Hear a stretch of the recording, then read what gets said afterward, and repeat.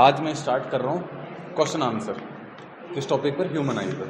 ठीक है, तो वन बाय वन क्वेश्चन पूछते हैं, आंसर देना है आपको। Name the part of I that controls the amount of light entering in.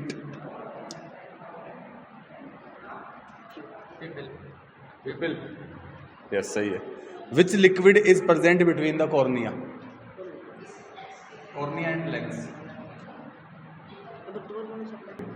Name the point on the retina where no image is formed. Blind spot. What is the least distant of distinct vision? 2.5 centimeter. What is the least distance of distinct vision? 25 centimeter. 25 centimeter. What is the far point of eye? Infinite. Infinity. Name the outermost layer present on the eyeball. Sclera. Sclera. What type of lens is present in the human eye? What type of lens is present in the human eye? Western lens.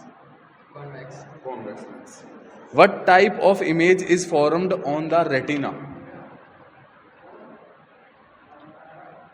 Real and inverted. Real and inverted. ठीक है.